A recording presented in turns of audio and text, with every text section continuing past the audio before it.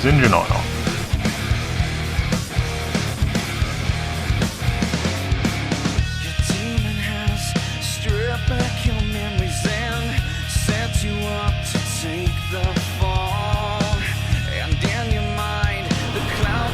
What's going on, guys? Welcome back to the channel. Welcome to today's video where we are going to install the Mighty Mouse Solutions mild crankcase ventilation catch can. They offer two versions of this. The mild fits my application much better. They also have a race version for cars that are boosted or making much more power than mine is.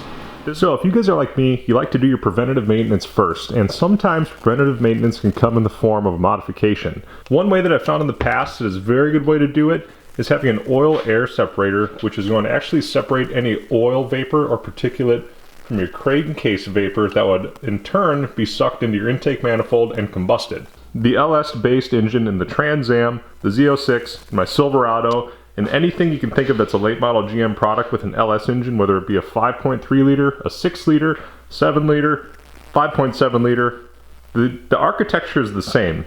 They're what's called a port injected engine. And it's beneficial in the aspect that it's actually going to spray fuel onto the intake valves of the cylinder head. Now, the newest generation of LT engines that is put out by GM are direct injected. The downside of that is that the fuel injectors are actually inside of the cylinder head and not inside of the intake manifold runners like they are in these, and they don't actually have an opportunity to clean the valves. Now, there's a lot of back and forth about it on LT engines on the Corvette forum, whether or not you should have one. Apparently GM kind of had the recipe figured out on their late model 2014 plus Corvettes and Camaro products, where it's not as much of an issue as it may be on other manufacturers, where you're gonna actually have to go through and like soda blast valves and do all sorts of crazy stuff. But particularly today, we're talking about LS based engines, specifically the 2007 Corvette Z06 that I have in front of me here. This is a 7 liter, 427 cubic inch engine. The quick numbers on this one, it makes 560 wheel horsepower and 510 pound-feet of torque. It has a Texas Speed LS7 2.2 liter cam. It also has Texas Speed long tube headers in their X-pipe. In addition, it has Texas Speed's 265cc fixed and ported cylinder head. So this car is super rowdy, and one thing that I need to make sure of is that it's going to be rowdy for a long time. And one way that I can ensure that I'll continue to have many miles of fun is by keeping oil out of my intake manifold and making sure that I don't have any pre-detonation issues, because that is something that can kill an engine. Now, if you have a hurt engine or something that's broken, oil catch cans or oil air separators are not meant to be a fix. I want to make that clear. This is a preventative measure, and it should be considered insurance, if anything. The Trans Am has a what I believe to be Speed Engineering oil air separator on it. It's been on it since I got it, and by looking at it, it's not nearly as nice as the Mighty Mouse one. After holding it and looking at it, I can really see why this is the most popular one on the market for Corvettes, and it really does kind of speak for itself when you see it in person. Now, that being said, they're not the cheapest, but one thing that I'm starting to really believe as I get older is cheaper is not always better. You can get an oil catch can for 80 or 90 bucks for these cars, or even less if you look around a little bit on eBay, but you're gonna end up with junk, and who knows what's wrong with them. So I opted for the mild system. It actually comes with color instructions, which are very easy to read and follow along with. This shouldn't be too bad of an install, and one more way that they make sure that you really got your money's worth is they do send you a sticker. So everybody that buys car parts knows that that's the most important part, and they did not disappoint in that department, which was awesome to see. I did opt for their billet oil catch can reservoir mount, which will bolt to the, I guess, dry sump oil reservoir or somewhere in that area.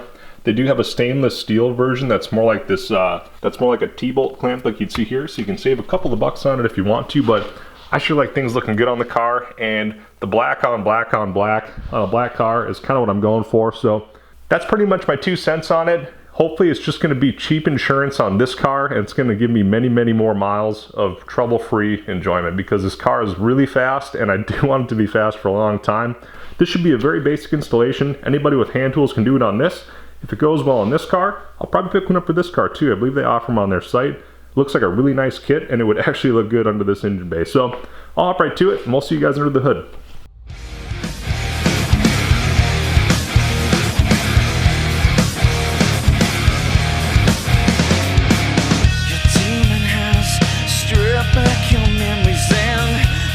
You up to take the fall, and clouds have been gathering. You may feel hopeless, but I'll never let you go.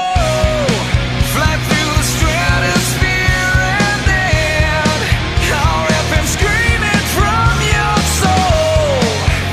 Oh, we'll watch him fall. Now your clouds are all gone. Come and set your light through.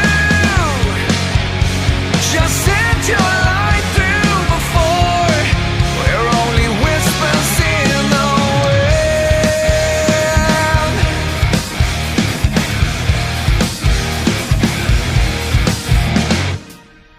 Today may be the last time I get to say your life's had meaning and you mattered most. The way you hold me like I am your everything has burned inside me, so we'll never be apart. Fly through the stratosphere and then I'll rip him screaming from your soul.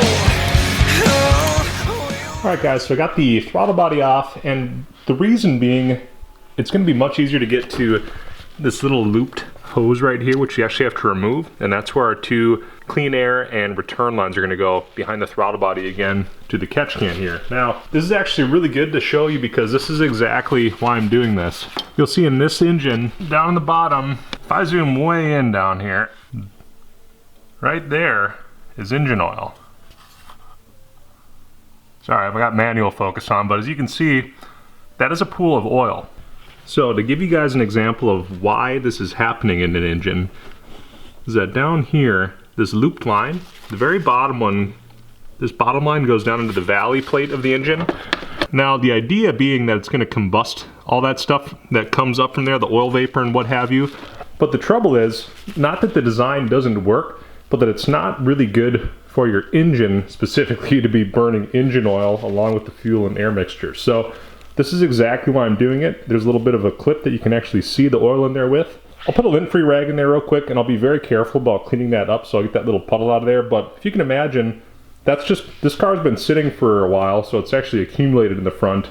Inside of that intake manifold, it's fairly shiny throughout the whole thing, so that tells me that there's a coating of oil on much of it. So if I were looking deeper with a boroscope or had a better light, or I was better suited to show you guys what's actually going on in there, you'd probably see more accumulation of it in one spot or another, but in the front of it is exactly where you think you'd see it, and that's where it is on this engine. So instead of it being looped behind the throttle body, we're going to actually separate the air and oil in here. There is some filtering material or media in here, and what it's going to do is actually make that oil stick to it and collect at the bottom of the catch can here, and have clean crankcase air go all the way back up here into the engine. So it's a genius little idea. On these cars, I'd highly recommend it. After seeing this, I'm really glad I spent the money on it, because honestly, you never know how much oil your engine is actually passing from the valley plate or wherever it may be. It could be a valve cover, it could be a number of places, but you never know how much it's actually passing and combusting in the chambers. So that's about all I'm going to show you about this. I got to pull that looped line off,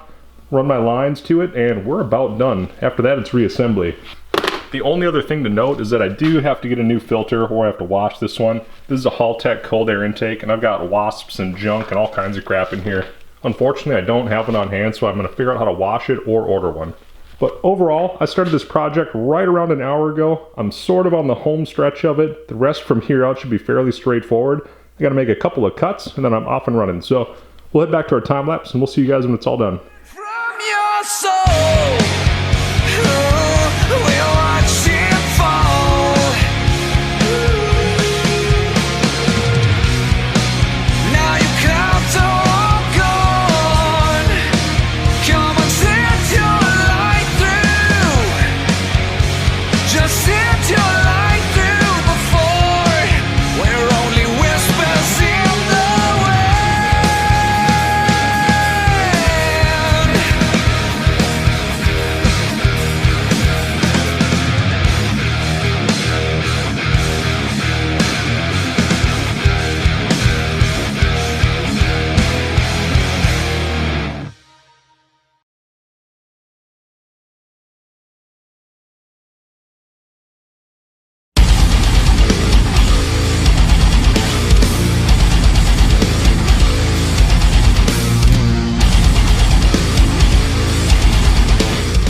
Alright guys, so I'm all wrapped up with the catch can installation, and just to make one thing clear on this, because there may be some questions. Like I said earlier, you have a dirty side, which is the valley side, and a clean side, which is the now filtered crankcase oil air separated air mixture, I guess. There's an annotation that says the dirty side usually has a red cap on it, and when you look inside of that red cap, you will see a shiny metal surface, and what I saw is the same thing. So this is the exit, and it goes to the intake manifold. The dirty side, it's got pretty large steel wool in it. So when you look in there, it's dark and you can see the steel wool inside, and that is the valley or dirty side. So clean side, dirty side.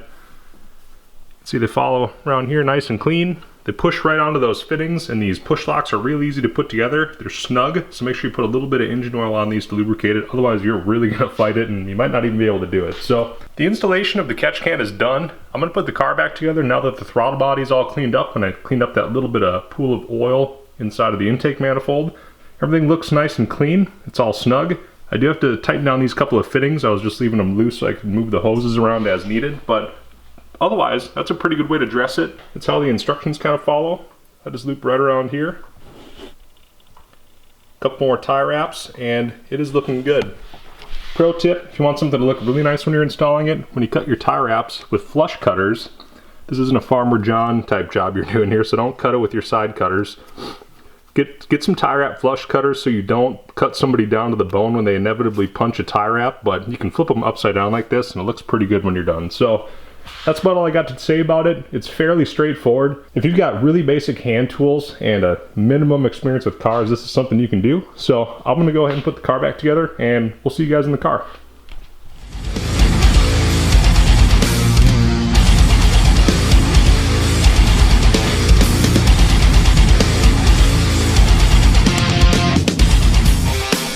Alright guys, so that's pretty much it for the catch can installation. This took me 2 hours from start to finish, which included filming and cleaning parts as I went. I actually detailed the surround and cleaned out the throttle body, and I was really taking my time kind of putzing with it.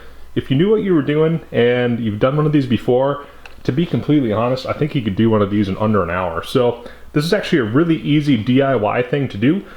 I got everything nice and supported, so looks like it's going to be sturdy there, not going anywhere. The push lock fittings that they provided fit perfect. Other than that, it just looks really good under there. Lines are nice and dressed up to the port that they go to behind the throttle body. So I do have to order an air filter element for this one or clean it. Like I said, I didn't do it because right now I'm doing this on the car. I kind of do things a bite at a time to make sure that they're all functioning right. Full disclosure, a lot of people will actually ask online, is mine routed right? Is mine routed right? Is this the right port to hook it up to? I actually hooked it up backwards the first time. I'm only human, so I had to do a couple rounds of double checking, but I did get it right in the end. Somehow I had a brain fart and I hooked it up backwards, but if you do that, it's very easy to pull the two lines off and just flip them because they're the same length at that point. If you run them from the line to the fittings, it's kind of a little trick I picked up. If you also do it that way, you can use the two factory pre-cut ends that are perfectly flat, and they'll look great when they're done. The ends that you cut might not be perfect, but now they're hidden back there.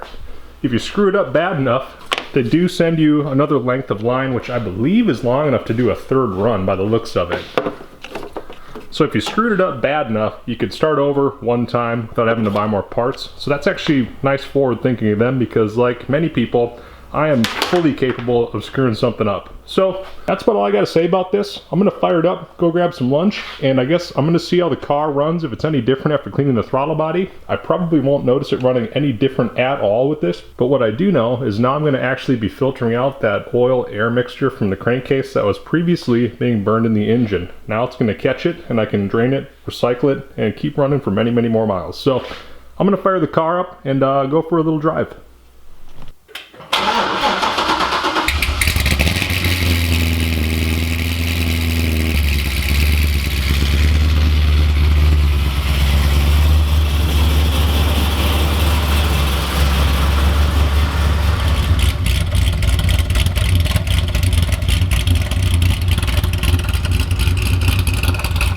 Better time to go driving a Corvette than when it starts snowing.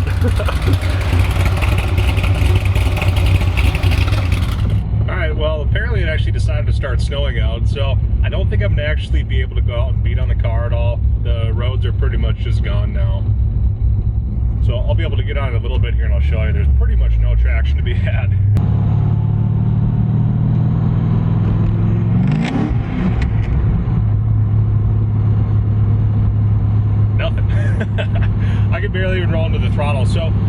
unfortunately, I'm not going to be able to go drive around and do anything at all with the car. You need to do a really good burnout, and even then, there's snow and ice on the road. So the roads are gone for the day. Timing was really bad, but overall, car drives fine after doing everything. I'm not going to notice any power increase or anything like that, but what I am going to do is over time check what was accumulated inside of that oil catch can. And ideally, we're going to have no more oil inside of the intake manifold or sitting behind the throttle body or anything like that. So like I was saying, this is pretty much a preventative maintenance measure, and if you do a bunch of stuff like this, I really think it's going to make your car more reliable in the long run. I'd recommend doing this to anything that's stock or near stock, to something that's built a little bit like this car is too. It seems to me like you can't really go wrong doing this, especially because of what you might prevent. Thinking about it now, on a daily driver type vehicle, it might be even more beneficial because you're going to keep that engine cleaner and running longer. You tend to put more miles on those type of vehicles than maybe something like this or a C7Z or anything like that. So it'd be my recommendation to put it on pretty much anything. Luckily they're not out salting the roads and it's not all slushy or anything, so I don't feel bad about doing it.